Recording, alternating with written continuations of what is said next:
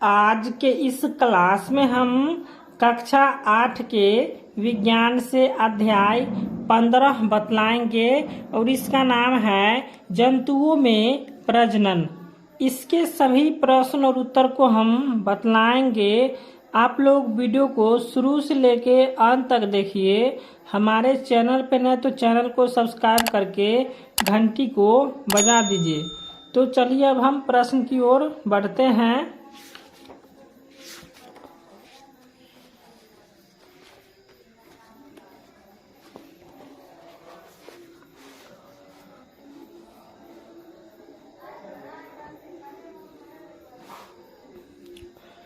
तो यहाँ पे अभ्यास दिया हुआ है।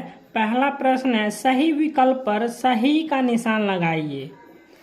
तो क में दिया हुआ है, जीवों में निरंतरता के लिए आवश्यकता है। तो जीवों में निरंतरता के लिए क्या आवश्यकता है? प्रजनन आवश्यकता है। उसके बाद ख में है, अलैंगिक प्रजनन में भाग लेते हैं। तो अलैंगिक प्रजनन में भाग लेते हैं एक जीव।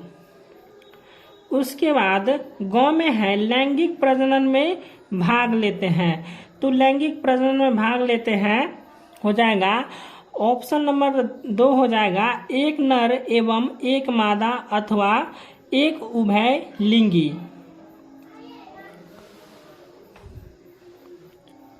उसके बाद घ में है, आंतरिक निषेचन होता है। तो आंतरिक निषेचन होता है, मादा शरीर के अंदर जो है सो आंतरिक निषेचन होता है। उसके बाद अंग में है, मादा जननांग है। तो मादा जननांग हो जाएगा गर्भाशय।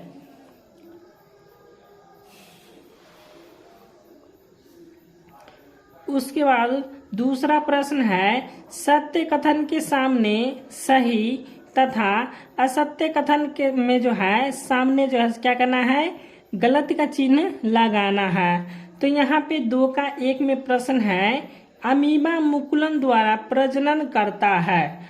तो अमीबा मुकुलन द्वारा प्रजनन करता है, यहाँ पे हो जाएगा गलत का चिन्ह। उसके बाद 2 में है, मेढक में बाह्य निषेचन होता है। तो ये भी हो जाएगा गलत। उसके बाद 3 में है, अलैंगिक प्रजनन की क्रिया में निषेचन होता है।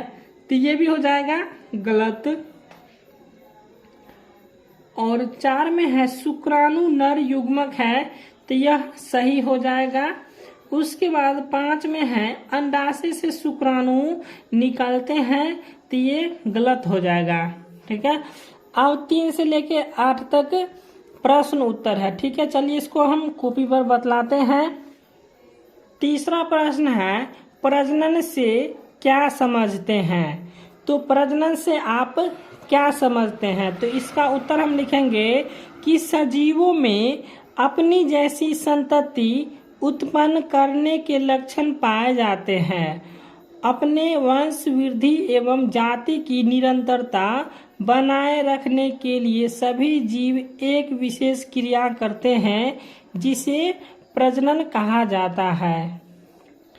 ठीक है, चलिए अब हम चौथा प्रश्न बतलाते हैं। तो चौथा प्रश्न है, अलैंगिक प्रजनन तथा लैंगिक प्रजनन में विभेद समझाइए।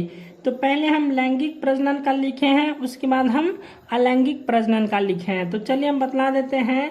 तो यहाँ पे 1 में लिखे हैं कि यह निषेचन के द्वारा प्रजनन होता है।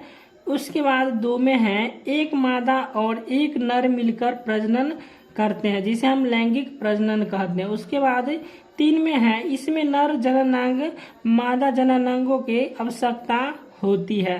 तो ये हो जाएगा लैंगिक प्रजनन का विभेद। उसके बाद हम अलैंगिक प्रजनन का बतलाते हैं। तो ये हो गया अलैंगिक प्रजनन का विभेद। इसमें पहले हम लिखे हैं, इसमें एक ही जीव प्रजनन करते हैं। उसके बाद 2 में दूसरा हो जाएगा, इसमें जनन अंगों की आवश्यकता नहीं होती है। उसके बाद तीसरा हो जाएगा, इसमें द्विखंडन मुकुलन इत्यादि के द्वारा प्रजनन होता है।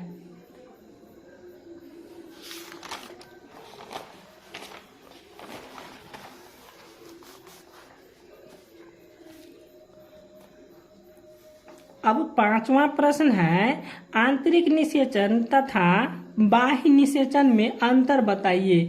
तो आंतरिक निषेचन और बाह्य निषेचन में अंतर बतलाना है। तो इसका उत्तर हम लिखेंगे कि आंतरिक निषेचन का हम बोलते हैं पहले, उसके बाद हम बताएंगे बाह्य निषेचन का। तो यहाँ पे हम बोलेंगे जब निषेचन शरीर के अंदर होता है तो वह आंतरिक निषेचन कहलाता है। तो आंतरिक निषेचन किसे कहेंगे? जब निषेचन शरीर के अंदर हो तो वो हो जाएगा आंतरिक निषेचन। चलिए अब हम बाह्य निषेचन का बतलाते हैं। तो जब निषेचन शरीर के बाहर होता है तो वह बाह्य निषेचन कहलाता है। ठीक है, तो समझ गए होंगे।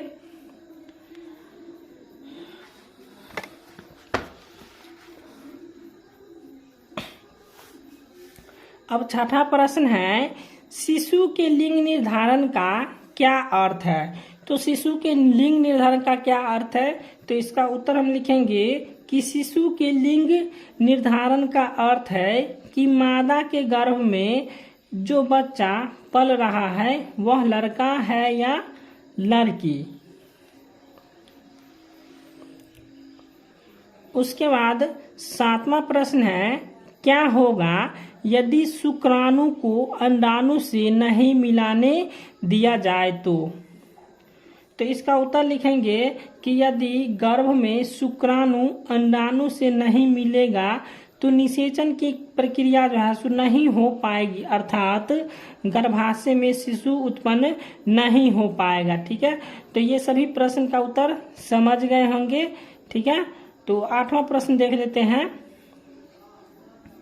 आठवां प्रश्न है, क्या शिशु के लिंग निर्धारण के लिए स्त्री उत्तरदायी है? यदि नहीं तो समाज एवं परिवार में लोगों को आप कैसे समझाएंगे? इसका उत्तर आप खुद लिखिएगा।